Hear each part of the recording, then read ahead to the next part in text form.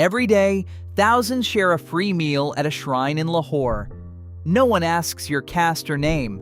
This is Sufism, and it crossed entire empires to reshape the soul of South Asia. That journey begins with one idea. Sufism is the inner, experiential side of Islam, focused on love for God, purifying the heart, and living simply. At its core, Sufism is about remembering God, called dhikr, through repeated devotion and humility. A seeker called a murid learns from a sheikh, the spiritual guide, whose example shapes the disciple's character. Service to others, called khidma, is seen as an essential part of this path. Early Sufis often rejected the luxury and power of royal courts, believing faith should be honest and lived quietly. This devotion sometimes clashed with authority. In 10th century Baghdad, the mystic al-Hallaj declared Ana al-Haq, meaning I am the truth. To Sufis, these words meant union with God. To rulers and judges, they sounded dangerous. Al-Hallaj was executed, and his story became a symbol of how seeking God's love could challenge both religious and political power. As time passed, the world of Sufism began to change. Instead of just small groups of seekers, new forms took shape that could last for generations. The word tariqa means a spiritual path, but over the years, it also came to mean a Sufi order, a group with shared teachings and practices guided by a master. Each order kept its connection to the past through something called silsila, or chain of transmission. This chain links every teacher back to the Prophet Muhammad, giving each order its sense of legitimacy and continuity. To support learning and community, Sufis built khanqahs, which are lodges where students lived together, prayed, and learned directly from their guide. Over time, the graves of beloved Sufi saints became dargahs, or shrines, where people would gather to remember and honor them. These places turned into centers of charity, prayer, and celebration. Many dargahs survived long after their founders because of waqf, endowments of land or money that kept them running, and because pilgrims kept coming year after year. In this way, Sufism moved from being a loose network of individuals to a living tradition, passed down through families, students, and communities. As Sufism traveled east, it followed the busy roads used by traders, scholars, and pilgrims.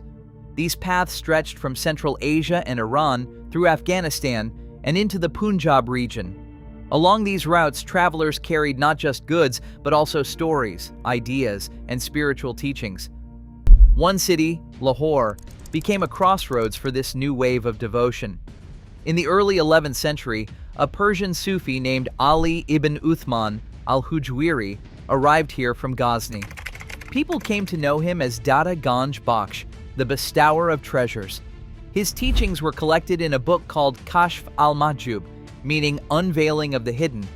This was the first major guide to Sufi thought in the region, written in simple Persian so that both scholars and ordinary people could read it.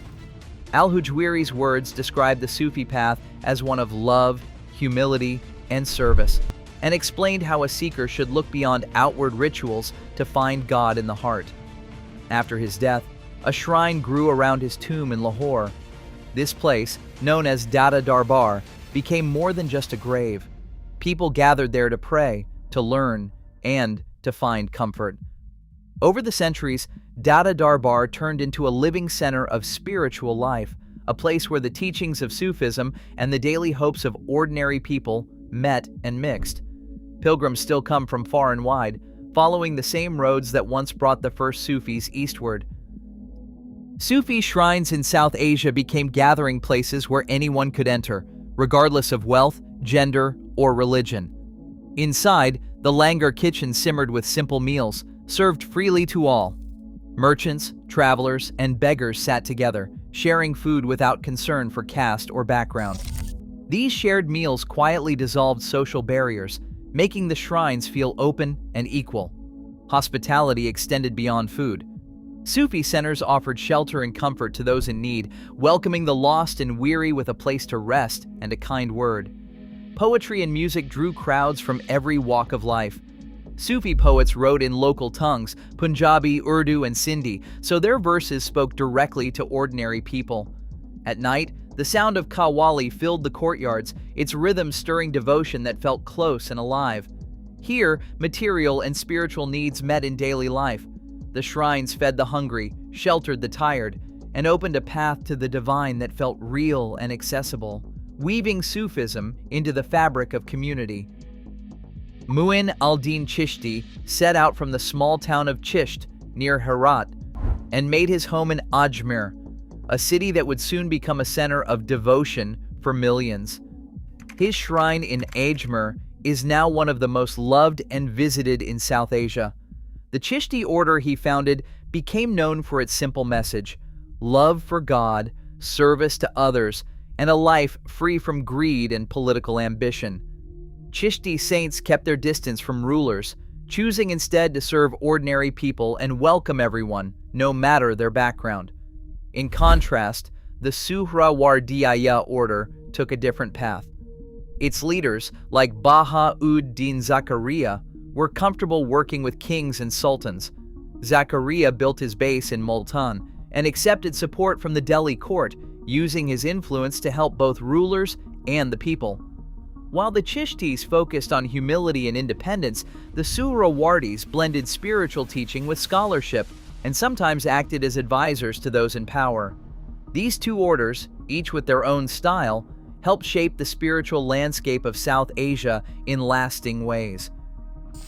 In the growing cities of Delhi and Punjab, the connection between Sufi saints and rulers became more complex.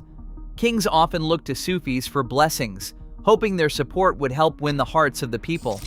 But Sufis did not always play along. Some, like Qutb al-Din Bakhtiar Kaki, built strong spiritual communities in Delhi and kept their distance from royal courts. Others, such as Farid al-Din Ganja Shakkar, spoke to ordinary people in simple Punjabi verse, using poetry and kindness to reach across village life. Nizam al-Din Auliya, famous in Delhi, welcomed everyone but refused to be used for political gain. The Chishti order's message spread even further through the work of Amir Khusrau, a poet and musician whose songs and verses brought the spirit of Sufism alive in local languages. Through poetry and music, the Chishti saints shaped a culture that was open, creative, and deeply rooted in South Asian soil. Today, millions still visit Sufi shrines seeking peace and unity. In a world divided by difference, the Sufi path quietly reminds us the heart remains a bridge. Thanks for watching.